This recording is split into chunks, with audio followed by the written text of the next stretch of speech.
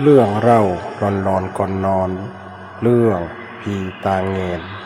ผีชนิดนี้อาจจะมีในบางพื้นที่หรือพื้นถิ่นใน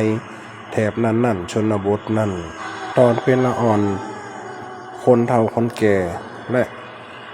คนอูกันในวงเล่าคนอูให้ฟังว่าผีตัวเนี่ยมันชอบกินของตีโอยตีเสะเช่นว่าขี้มาตีเปิ่นสั่วน้ำสวยน้ำล้างถ้วยล้างจานลงตี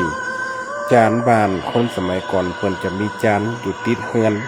หรือว่าจานเกี่ยวหรือว่าเฮือนไฟน้อยปัจจุบันนี่บ่มีฮือหันแล้วแต่จะหันอยู่ตีพี่น้องเจ้าดอยที่เพิ่นยังมีไว้อยู่เพื่อการล้างถ้วยล้างจานและมาเข้าเพราะคนเหนือเข้าใจมอเข้ามา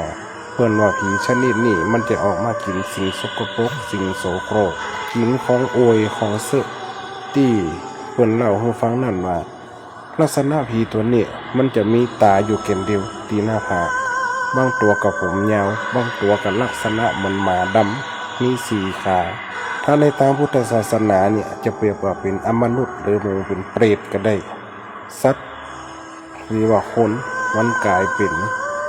อาจจะมีวิบากกรรมของเขาบัจจัยผีโพงบัจจัยผีกะเพิ่นว่าผีตาแงนคนแตะกอนเพิ่นจะสุมาเตะเหี่ยวลงจานขี้ลงจานโดยเฉพาะละอ่อนน้อยเพิ่นจะเอาหนังจ่องแล้วก็เหี่ยวลงไปมีครั้งหนึ่งที่แอดมินได้ยินและได้ฟังเป็นป้าเพิ่นเล่าว่าตอนอายุ9 ขวบ10 ขวบเพิ่นลุกไปมาเข้าเพราะว่าเพิ่นมาเข้าดึกสมัยก่อนบ่มีไฟฟ้า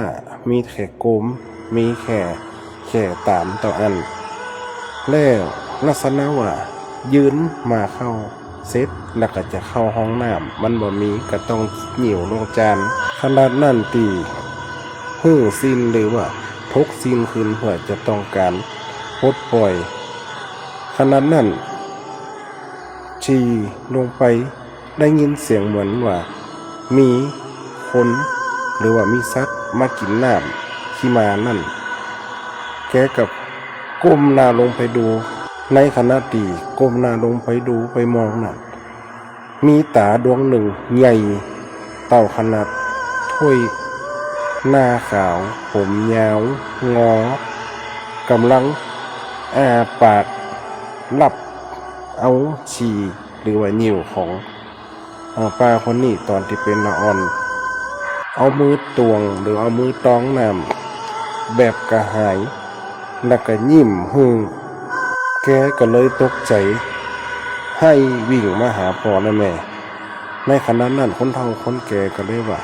มึงเจอแล้วอันนั้นเพิ่นเฮาว่าผีตาแงนมันเสาะกินของสกปรกของโอยน้ำขี้มาน้ำจำที่ดำและเหม็นเพราะมันมีเศษแกงเศษข้าวตกลงไปสะสมสัตว์หรือว่าผีประเภทนี้ชอบมากินมันมีวิบากกรรมของเขาอาจจะเป็นเปรตในทางพุทธศาสนาก็ได้อันนี้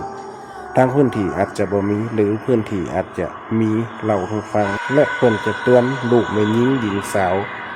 อาจจะเป็นกุศโลบายดีให้ละอ่อน